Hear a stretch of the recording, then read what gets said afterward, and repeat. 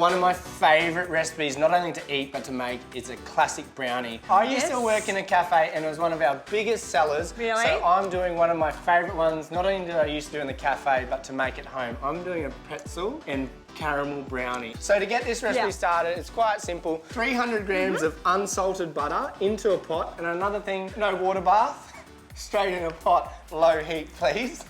I know, Emma's just looking at me like I'm absolutely crazy. No, I love it. I've got 300 grams also of dark chocolate. I prefer dark chocolate because it is rich. Like, don't get me wrong, I've got sugar coming out of my earlobes. It's more pure too, dark chocolate. Like it's got more chocolate in it, and I like that. And I'm sort of counteracting that with 300 grams of butter. Yeah. So that's the thing with my brownie recipe, equal parts butter, equal parts chocolate. Right. And that gives me the fudginess that I love in brownies. Yep. Like, when I eat a brownie, I don't want any resemblance of a cake.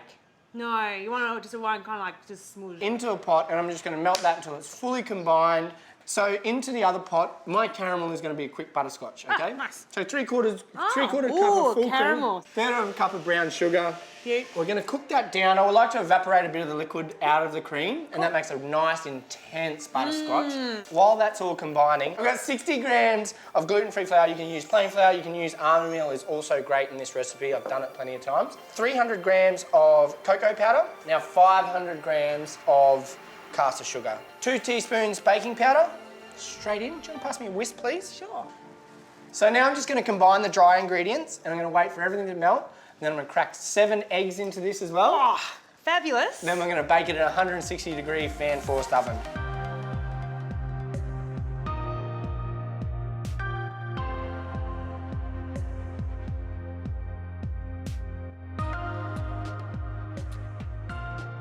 And so this has cooled down a lot. It's been off for a few minutes now. And so technically I put my eggs straight into it. Wouldn't even bother them. So there we go. I'm just going to combine this, fold it in. Beautiful. Till all the eggs are combined.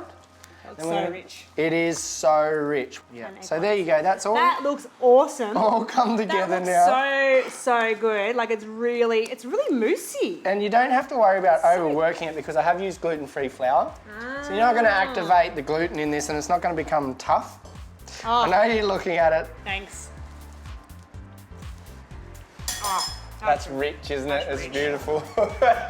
I've just got another thing about me, just a roasting tray. Just for ease, I've got this tip on you. I've never really ever greased a tin.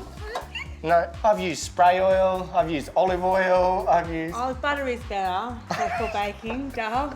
Better than olive oil or spray oil. Emma's so judging me right now. Oh, no. Judging I'm me. just encouraging you. Butter is better. Thank you. Yeah. Baking paper in. Boom in.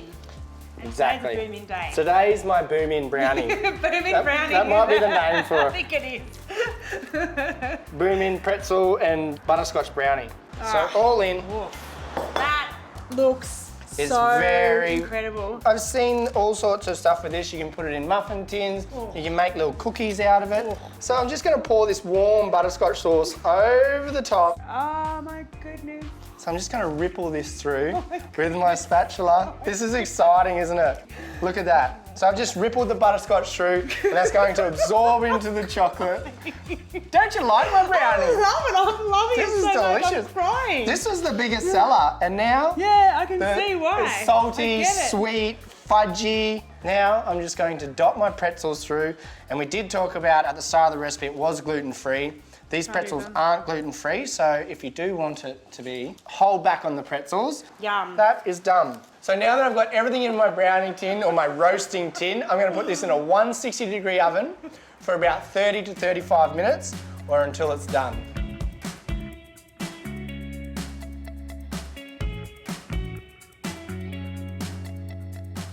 My brownie has been in the oven for about 30 minutes. I've checked it, it's got a slight wobble, it's absolutely perfect. I'm very excited. But I have to wait for it to cool. We do. I'm just showing you this so everyone can see it come out of the oven. Now, honestly, you could just scoop this out with ice cream or custard or even by itself, but let it cool completely. First on a rack and then in the fridge and then slice it into little cubes. You can have them as big as you, small as you want. Out of something this size, I'd probably want about 8 to 10 slices. But that is my beautiful butterscotch and pretzel brownie. Follow this easy to do recipe and it's guaranteed to satisfy anyone.